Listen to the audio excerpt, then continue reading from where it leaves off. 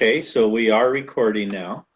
All right, well, welcome everyone. This is the fourth and final in the series on spiritual awakening as service to the world. So, by popular demand, one of the topics I'm going to be talking about today is something that I've mentioned in some of the previous sessions called relational unity. So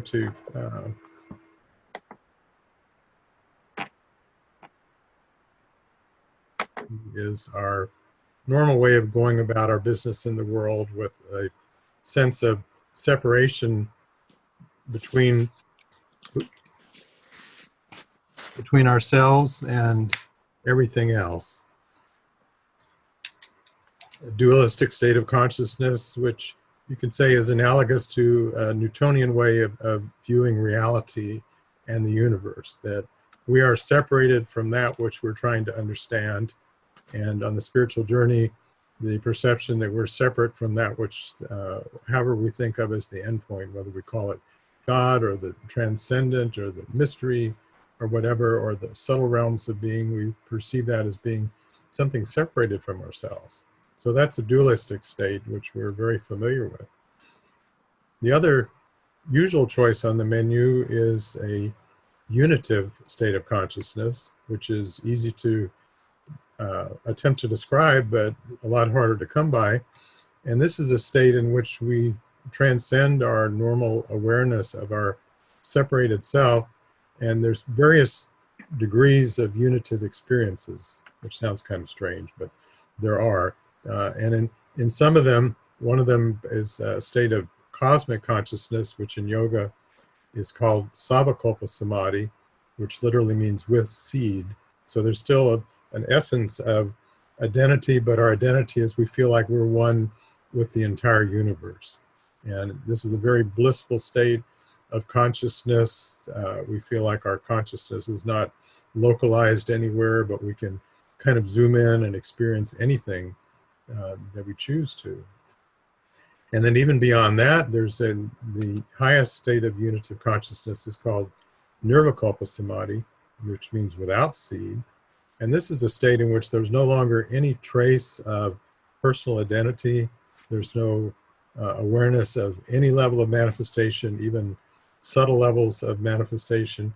And there's a total merging of our consciousness with the infinite. And this is described as just a state of infinite bliss, this oceanic experience, which is a very, very high state of consciousness. And for some yogis, this is the aim of the spiritual path, to just leave behind all sense of identity and awareness of any realm of existence and just merge in the beyond.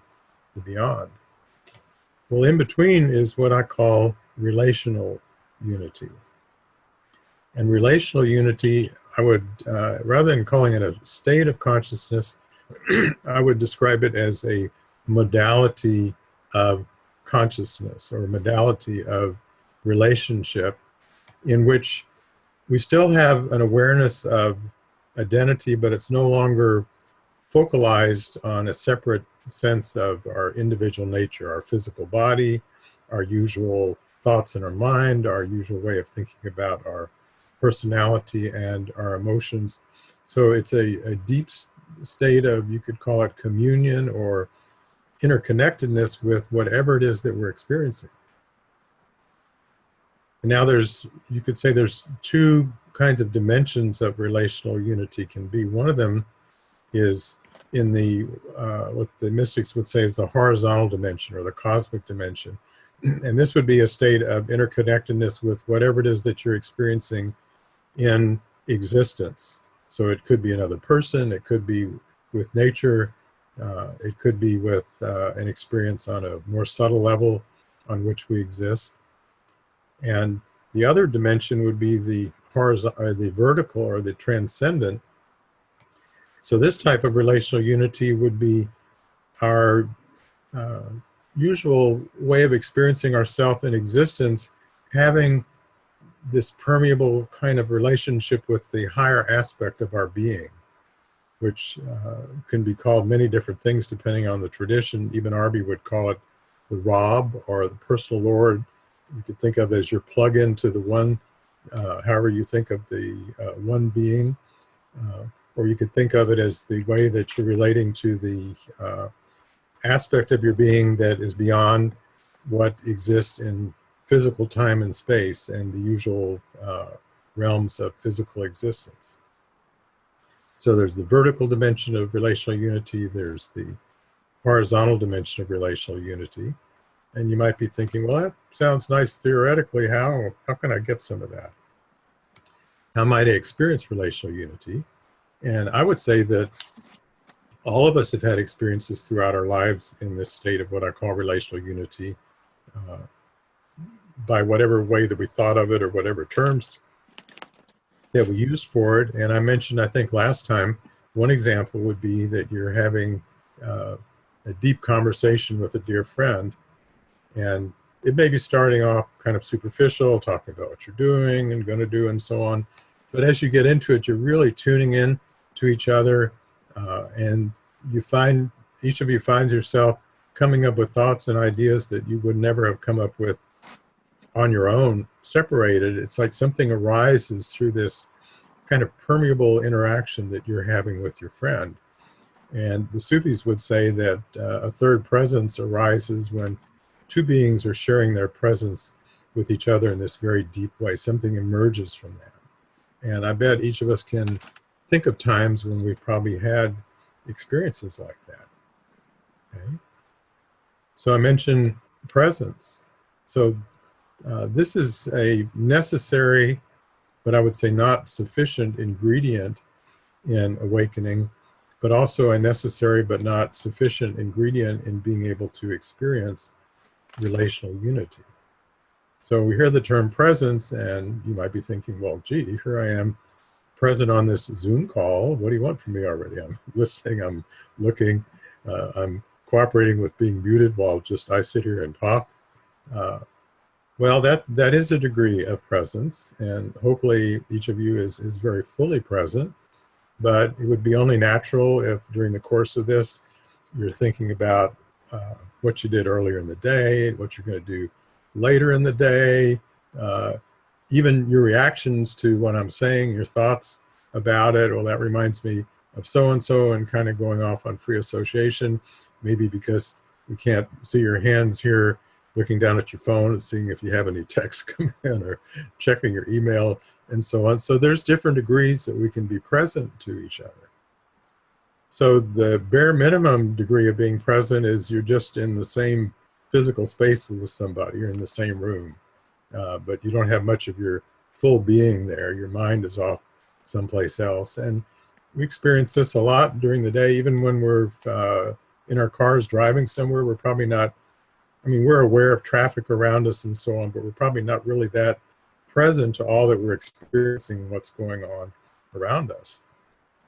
And many times when we're having interactions with other people, maybe they're very superficial, and maybe that's all they need to be. You're saying hello to the checker at the grocery store, or saying hi to somebody that you pass by in the mall and you chat for a few minutes. Nothing very deep is transpiring in that kind of interaction. So we can be physically present. We can be physically present and then add on being mentally present as well. And what does that mean? That means having the focus of our thoughts be directed at what is our immediate experience, instead of what is more often the case with our thinking, that we're thinking about what's going on. So we're experiencing something, and then we're thinking, well, he's doing so-and-so, she's wearing such and such, you know, what was that noise I heard? There sure is a lot of traffic. It's kind of like the crawl on cable news going through the bottom all the time, the commentary about what's happening that takes us away from the immediacy of the experience. Well, if you've ever been in some just amazing place in nature, it could be the Grand Canyon, Niagara Falls, Yosemite, the Northwest Pacific coast with the big waves and cliffs and so on. And it's just so dramatic that it's pretty easy to put those other thoughts aside and just be there experiencing what's around you. Well, that's much more full of a degree of presence than we normally bring to things. So we can be more and more present with multiple levels of our being, physical level, mental level, and then there's also the emotional level, our emotional reactions to what we're experiencing. I really like this, not so wild about this, I can't stand this, when's this going to go away? And so now we have a combination of the commentary and the emotions going on, and those take us away from being fully present to what's there. So I mentioned that this is a necessary ingredient to awakening, but it's not sufficient. And even that degree of presence, excuse me, let's say we're pretty fully present physically, mentally, emotionally, and so on. That's really good, but there's a lot more than that. Okay, because chances are, even in that condition, we're operating from a separated sense of who we are. So we have this sense of, well, I'm here and I'm as present as I can be to what's there. Let's say you're sitting with a rose and you're trying to be present to the rose. Well, it's very hard not to get into, that sure is pretty, I bet it smells nice. I wonder if a bee's going to come pollinate that or whatever. Look at those petals kind of frayed around. And it's very challenging just to be there with the rose and not having thoughts about it, not latching on to emotions about it, and just being in this totally open state of relationship. When we're able to do this, and it takes some practice to be able to do this, then we can experience the beginnings of the Sufi term for it is called Tawil, T-A-W-I-L, which means harmonic perception. It means, and I would say it's relational unity, a way of being with something in which the deeper nature of what you're experiencing is revealed by that third presence arising. So if it's with a rose, it's like being able to experience more of what Plato might say is the archetypal essence of what a rose is, as opposed to the thoughts about this particular rose. And again, this is with eyes open, what's going on around us. In the same way, when we're trying to meditate, and anyone who's practiced meditation knows that even if you've been at it for many, many years, you're still bothered by, sometimes by the thoughts going through and intruding and whatever. And then every so often you really get into what the object of the meditation is, and it's just very wonderful, and you slip back into the usual consciousness and you practice and you go back to that. But when we can get into a state of relational unity with what I described earlier as being the higher or transcendent aspect of our own being, then something is revealed from that that wouldn't come from us just being in our separated state of consciousness, trying to analyze and theorize and write commentary on what it is that we think we're going to experience or what it is that we thought we were just experiencing. And either of those takes us out of what actually was going on in that experience. And in the higher states of consciousness that are beyond the linear thinking of our mind, normally what happens to most people is they will blank out. And they don't fall asleep. They're in a different, totally different state of consciousness, which is not familiar to them. And so the usual thinking mind associates this with, well, I must be sleeping or whatever, I'm just going to disappear. And it takes quite some time to have a continuity of consciousness between our normal state of functioning and manifestation and that experience in meditation. So at first it seems like something very different, very wonderful. It can be a very blissful state, and then we come out of it and we have kind of the after effects of it, and we're wanting to get back to it, but we don't know how to initially experience that as part of our essential full being of who we are, that we embody both our manifest state of being in the world and the state of being in this more subtle state as both parts of ourself. And I mentioned last time the analogy of, instead of playing separate notes on a piano, this would be like the chord and the overtones of the chord. You're experiencing all of that at the same time. You don't hear a chord as boom, boom, boom, boom. You hear the, I can't sing a chord, so you experience that whole chord at once. So we can experience our being. The language sorts of fails because if I say at the same time, part of that experience is not in usual time, but English is kind of lacking, but you understand what I mean. So that's what relational unity is about. And I mentioned that presence is necessary but not sufficient. Well, what's the other ingredient? And I would say the other ingredient is resonance. It's coming into a harmonic relationship with whatever it is that we are having an experience of. So it's not a static condition. It might be ecstatic, but it's not static. It's not just sitting there, okay, I'm present to this condition and it's just the way that it is. It's always changing. And why is it changing? Because what you're experiencing is actually being created anew at every instant by the way that you and what you're experiencing are in this relationship with each other. So that's kind of a mouthful, so I'll say it again. When we're present to something, let's say you are present to a feeling of sacredness in a temple or some beautiful place in the mountains or some holy place on earth, anywhere it might be, and you go there and you feel this, and we've probably all had some experience of this energy feels so different. You feel, oh, I feel like I'm just being bathed in this wonderful energy, and you're thinking that there's something sitting there that's sort of washing over you because you're in proximity to it. And I would say that what's happening is by you being in that state of openness and relational unity with that place.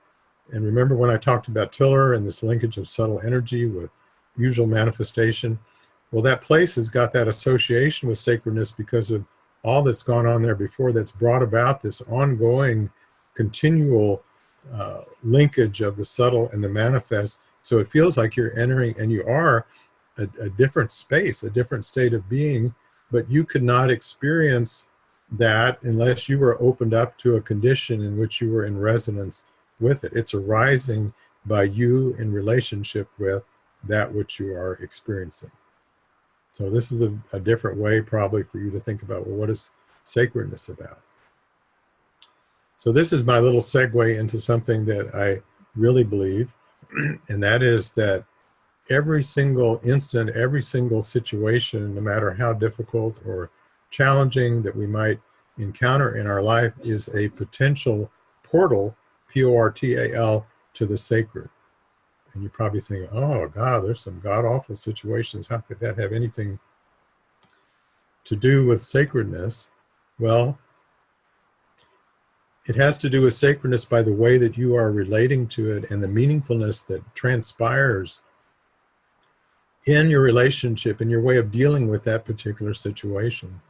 And the best ones for spiritual growth are the ones that we wish would just go away, whether they're people or just situations. We go, oh God, maybe you have a job you don't like, or this person you have to deal with, or some place to be, and you really want to be someplace else, and you're certainly not present at that place, because why would you want to be? You're thinking, well, I want to be present to what's coming later today when I can be where I want to be. But if you can perceive that particular situation or that person in a different light and realize, despite the surface appearance of what you see and what you're feeling, if you can see the possibility of what can emerge by how you deal with that situation.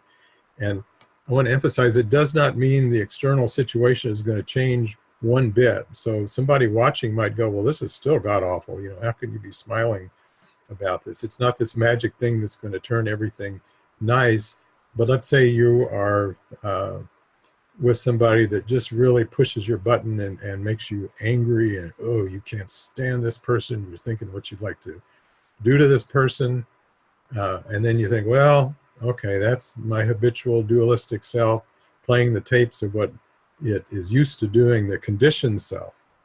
And that, by the way, that conditioning is what perpetuates the what's the terms of karma and samskara that we usually think of. You have to pay for what you did. And I think of it as it's just your conditioning that you continue repeating until you free yourself from it, which is very different. So you're with somebody that really pushes your button and you're really feeling all this anger, and then you're thinking, well, gee, I went to these 4 sessions on spiritual awakening as service to the world, and here I am in a not very spiritual awakened state, and this guy said something about every situation as a potential portal to the sacred. Let's see if he knows what he's talking about. So, okay, you're with this person, they make you really angry, and you stop and take a breath.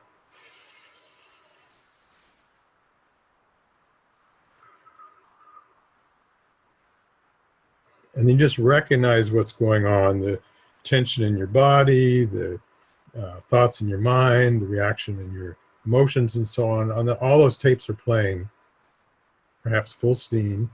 But then you realize, well, just because that's what's playing doesn't mean I have to continue reacting. Reacting is conditioned, as opposed to being free to do something different in that situation. And then you step back and you do what my teacher, Pir Vilayat, would say, well, let me see if I can try to get into the consciousness of this person I'm feeling so much anger for. And let's say it's a boss. That's a popular person to be angry with for a lot of people. And you're starting to think, well, okay, gee, maybe I have a really bad situation at home, and maybe someone I love is very ill, or maybe I was abused, verbally abused, physically abused growing up, and I just really feel like everyone's out to get me and no one likes me. And because they treat me that way, this is how I react to people. And so you're just kind of seeing behind the scenes the programming of this other person. And then you go back to your own consciousness and you realize, well, the Sufis talk about wanting to open the heart, the spiritual heart. And so what if I use this very situation that's caused me to be so angry as an opportunity to allow compassion to come through? That would be very different. I hadn't thought about feeling compassion towards this person that I really felt like I just couldn't stand. And so you just, and if you have a hard time feeling compassion, you can imagine some great being that embodies compassion. It could be Kuan Yin in Buddhism, is like the deity of compassion, or it could be Christ, or just somebody some saintly person that is very compassionate even around difficult people, and you imagine how that person would be reacting to this other person. And then you visualize yourself responding in that same way, and then you realize, well, I couldn't have imagined this other being responding this way unless I had the seeds of this same compassion with my own being. So I'm going to use this as a golden opportunity to awaken compassion in my heart, and I'm not going to give in to my usual reaction with this other person, and I'm going to be present, not to the surface appearance they're putting on, which is pretty rough around the edges, but I'm going to try to be present to aspects of their being that are latent, that they haven't even discovered in themselves. So I'm going to be present to that higher potentials in that person and tune into that. And the other person may not do anything different, but you might be surprised. There might be something that starts to soften as they perceive, even if it's very subtle, that you're not reacting the way most people react to them. And now this third presence arises in the interaction with them, and something is developing in you that wouldn't have come through if it weren't for this situation. And as Pir Vilayat would say sometimes, he said that sometimes God tests the most those who he loves the most. And then he said some people are really good about being sticks that are used, or however you think about the universe is put together. You can think of it in terms everything's trying to self-organize to a higher state of being, and all the conditions that we experience are opportunities for us to self-organize to a higher state of being or consciousness through all the things that we encounter. So this is a practice that can make a huge difference in someone's spiritual unfoldment, not to mention their life, of recognizing, first of all, when you get caught up in the usual, which everyone does, no matter how far along the journey that you've gone. But over time, it becomes easier to stop and do something different, and then use it as an opening rather than a constricting circumstance. Okay, so let me pause here and just take a brief round of questions or comments that anyone has before I go on. What is this triggering in you? And you'll have to unmute people, I guess, if they want to say something. Yes. Oh, go ahead. You're good.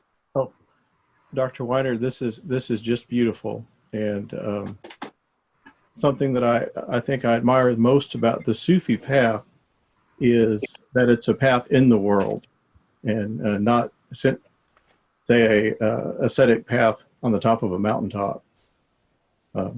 That's exactly what you're talking about tonight. I'm getting so much from this talk. Oh, good. And the whole, at least this brand, there's different traditions of Sufism, and this one is very much about awakening in life. And let me read you a quote from Pir Balai. It's a good time to. He says that meditation is the art of moving back and forth between two perspectives, the human and the divine, downplaying one level in order to highlight the other. Eventually, we learn to extrapolate meaning from the synthesis of these different levels. This state I call awakening in life.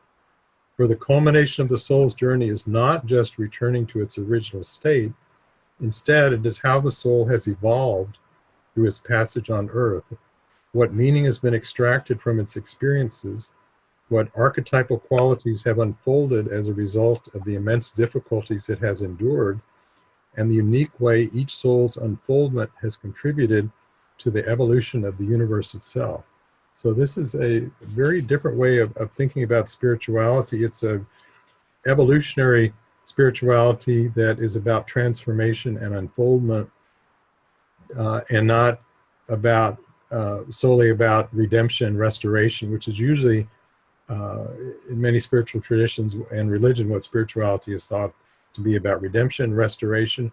But the Sufis say, yes, we'd like to restore ourselves to kind of the pristine condition before we got caught up in all the muck, but then we'd like to evolve what we've been given and further that, transform and unfold that.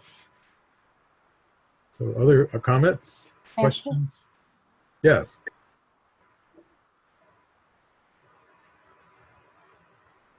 Well, I thought someone was going to say something.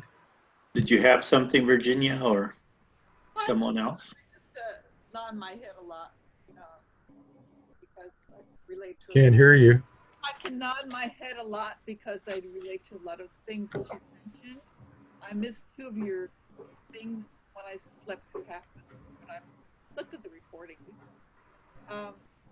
And it's one thing to have an interaction with a person that has, no matter what kind of religion they follow, they have a spiritual, they've focused in on the spiritual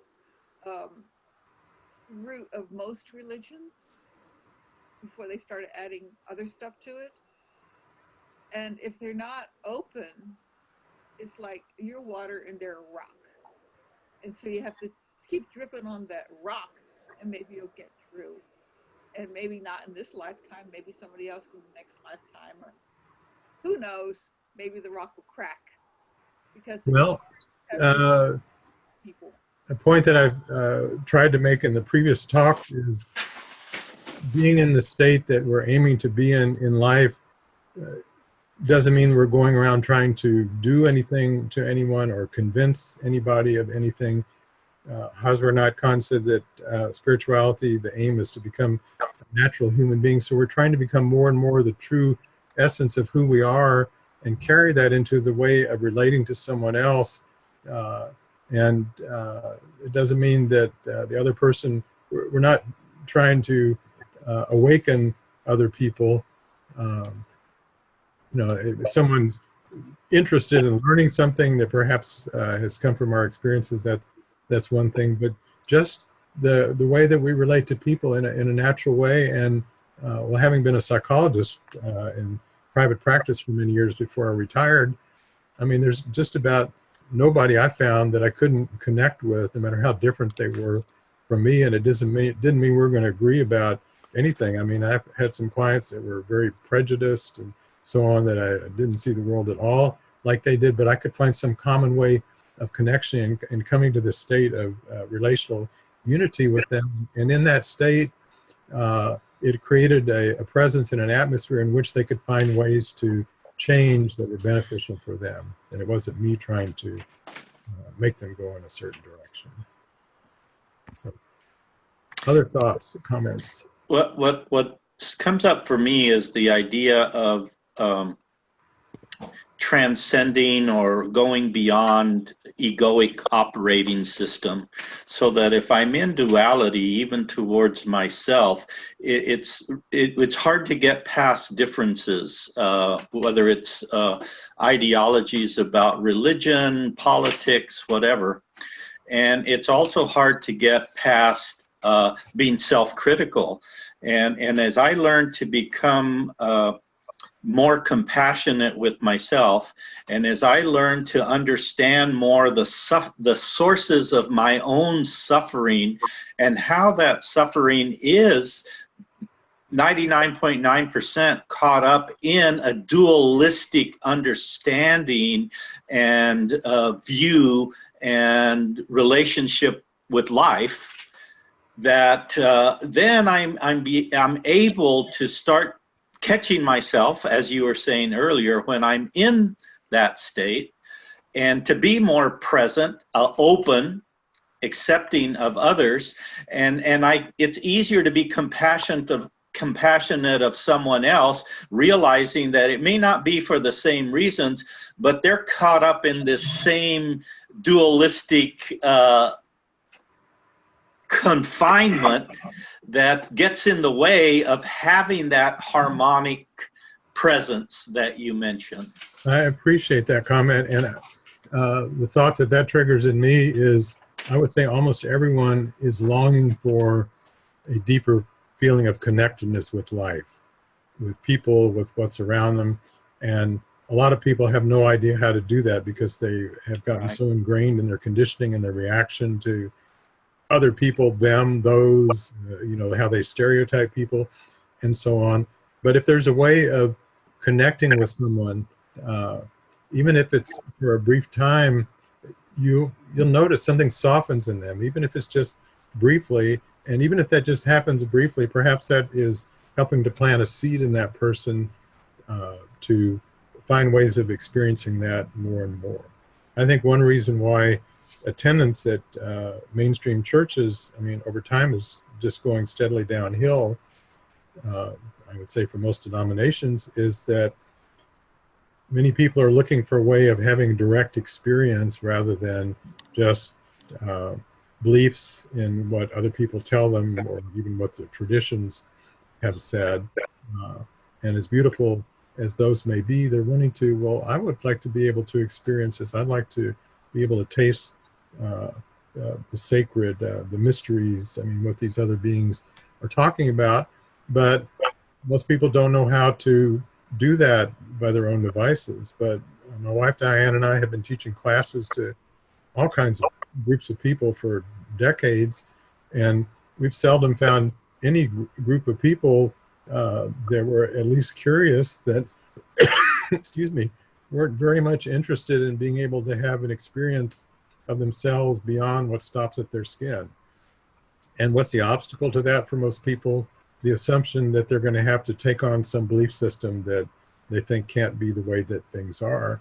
But through sharing some simple practices, I remember one time teaching a class I called Many Doorways to Awakening, where I said, I mentioned this term before, all I ask is you be at least an open-minded skeptic. Don't take anything because I say it, but be open to changing how you look at things, either based on your own direct experience or irrefutable evidence from a source that you trust. And I just had the people take their hands and say, all right, y'all can try this one. They take your hands and just kind of move them back and forth like this, and see if you feel kind of a pulsing or kind of a tingling between them. Yeah. Okay, and now move your hands further apart and bring them closer together. And you probably feel there's kind of like some gaps where you don't feel much of anything, but then bring your hands out further apart and see if you don't start to feel an energy again. And then the same thing, you know, go together, and there may seem to be kind of a gap, and go a little further apart and see if you feel an energy when you get a little further out. And if you do, and about everybody that I shared this with this class go, and they had a kind of a puzzled face in their face, puzzled look on their face. You know, they were, you know, going, what is this about?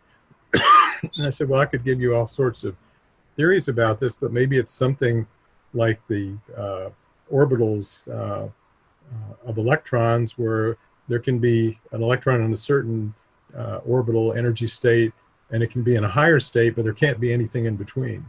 So maybe there's kind of subtle energy orbitals like this. And I would say, well, I don't know if that's the case or not, but whatever explanation you want to give, you felt something different. Well, where's this coming from? Do you think there's something coming out of your hands that's doing this? Do you think there's something that was sitting there in the space that you just didn't notice when you're walking through? And I just left it as a question for them to think about.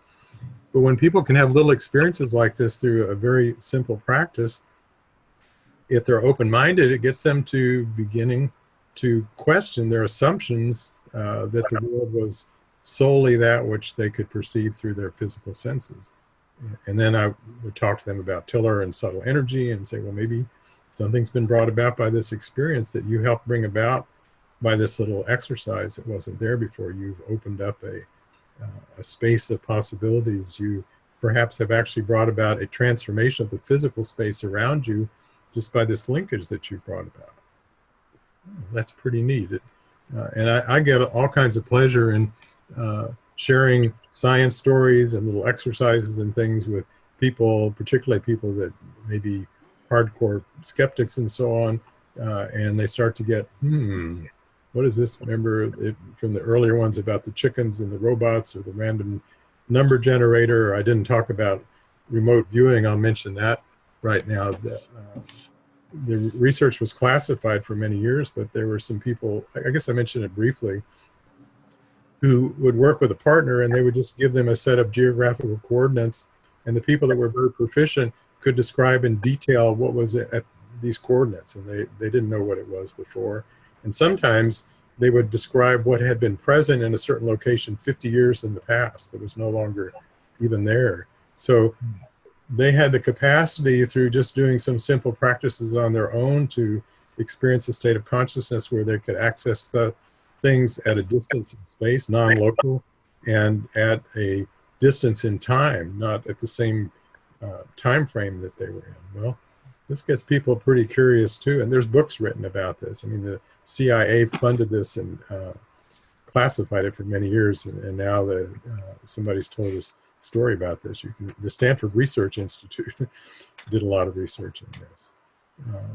They were doing research in lucid dreaming that some of you may be familiar with, and a lucid dream is when you're sleeping, but you realize you're dreaming and you don't wake up. But if you're having a lucid dream, then you can change your dream however you want. It's like magic special effects. You could be different end of the universe. You could be flying. You could do whatever you want. Well, the Stanford Research Institute wanted to study some people that were proficient at this. So they took 3 men that were good at lucid dreaming, and they put them in separate rooms to sleep. And each of them was given the instruction that at 2 in the morning in their lucid dream, they were to meet at a certain intersection in the city. And then they woke the 3 men up the next morning with no chance to talk to each other. And 2 of the men described meeting each other at that place at 2 in the morning, but they were puzzled why the 3rd person wasn't there. And when they woke the 3rd person up, he said he wasn't able to have a lucid dream that night. So what does this do for your sense of reality? What's going on in the dreams? So let me toss out some more things here, because since this is our last session, so awakening in life does not mean being caught in the constraint of the personal perspective. It means being aware of it while reconciling it to a cosmic and transcendental perspective, both together. Pir Vilayat had a term for this. He called it toggling.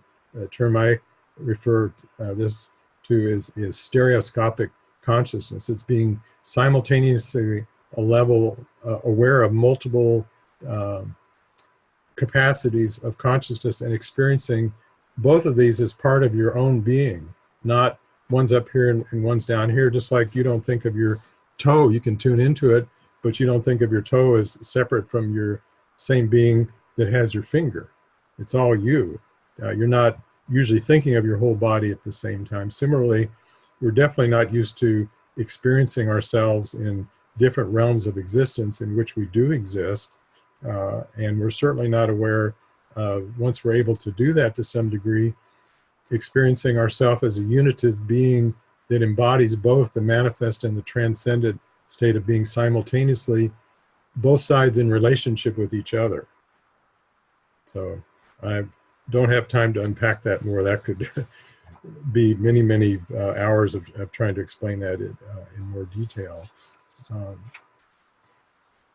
There's a theoretical physicist named Amit Goswami, and he wrote a book called Quantum Creativity, and he said, manifest matter is preceded by quantum possibilities or potentialities, and there are two realms of reality, potentiality and actuality. Creativity is described as a phenomena of consciousness, discontinuously manifesting truly new possibilities from transcendent potentialities. I read that last part again. Creativity is described as a phenomena of consciousness, discontinuously manifesting truly new possibilities from transcendent potentialities. In ancient traditions, creativity is referred to as a marriage between transcended heaven and immanent earth. Creativity is the invention or discovery of new meaning invented or discovered using old or new archetypal contexts and combinations thereof. Quantum creativity enables insight into approaching problems that seem insurmountable from our usual stage of consciousness. So I mentioned, I think on the first session, this is my firm belief, and what really motivates me to want to share teachings with people, and the motivation for having this particular series. I firmly believe that in order for there to be solutions for some intransient problems that have plagued humanity for since the beginning, it's going to be necessary for people to get with the program and move into the next stage of evolution of themselves and humanity, which is about awakening in life. It is about being able to experience a way of connecting with other people, with the environment, with the world as a whole, with the subtle levels of reality that opens up possibilities that just don't even exist until that way of being arises in us.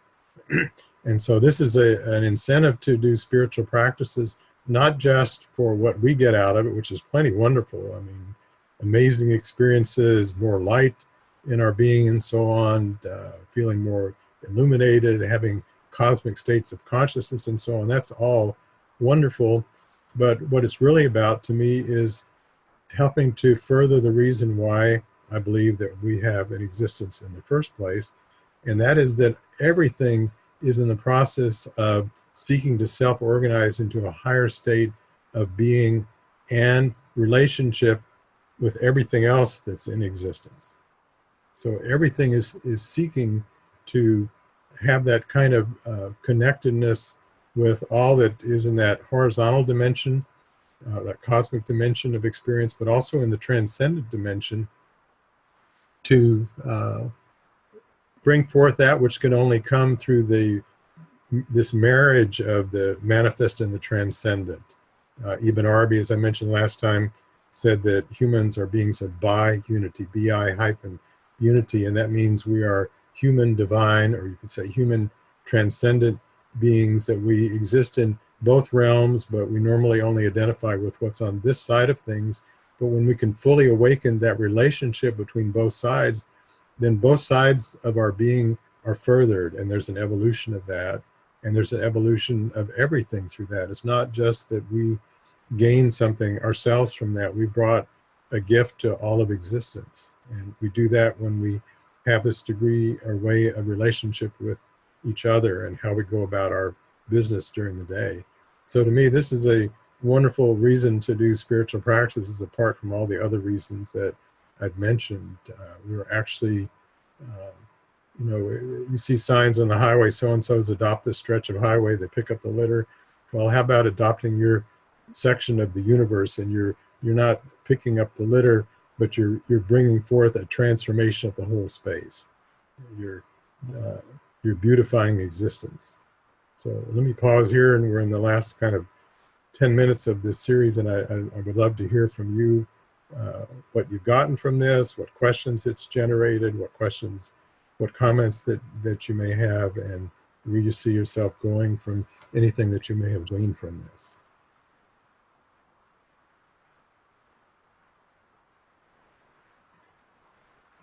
And of course, we'll have to be unmuted to say something. Yes.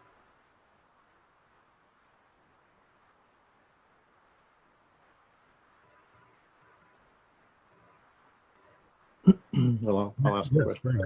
right. Dr. Don, by relating on the horizontal sphere, are we then by default identifying somehow with the vertical sphere, with our higher self on that level? Are you asking when we relate in the horizontal, are we also relating to the vertical? Yeah.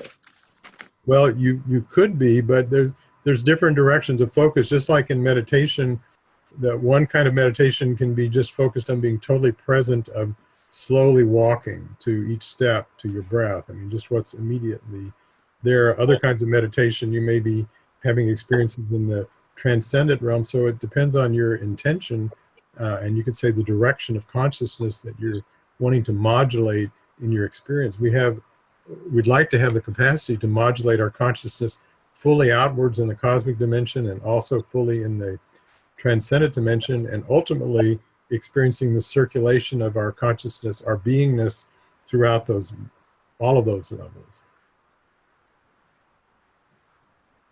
Well, I've really enjoyed this session, and I've been thinking about sharing it with a lot of people, because this is really, to me, gets at the crux of what I think some of the challenges that I've been dealing with, both on a personal level and interpersonal level.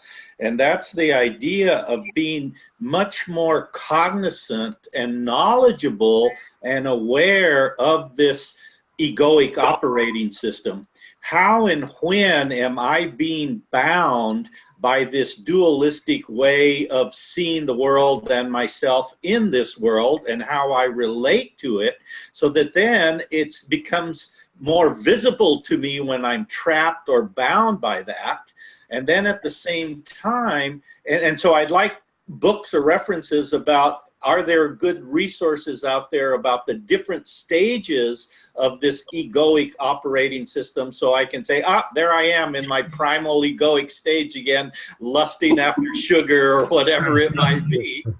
And so that then I become more self-aware when I'm caught in it. And then on the flip side is learning more, as you've been doing tonight, that there are these different stages of that transcendent or transpersonal aspect of being human, what they look like, what they feel like, and how to access them. So, you know, this is just really, wow, I want more kind of a response. So books, resources, if you're going to do more seminars, that kind of thing. Well, books, there are many, many books. It's very helpful if anyone feels an affinity towards a particular spiritual tradition. And one that I've been involved in for many, many years is Sufism. And this isn't about trying to get everybody, well, everybody should learn Sufism, but to find a spiritual path with authentic teachings available, with teachers that work with students individually and collectively, because it's very hard to do this just by your own devices. Yes, you can get a lot from reading some books, but they're just kind of like reading guidebooks about what to do when you're in some beautiful city, but that's very different from being in that city with someone to show you around. So as I mentioned, or I think I posted on the website, I have 3 books, one of which is co-authored with my wife Diane. They're now all available on Amazon.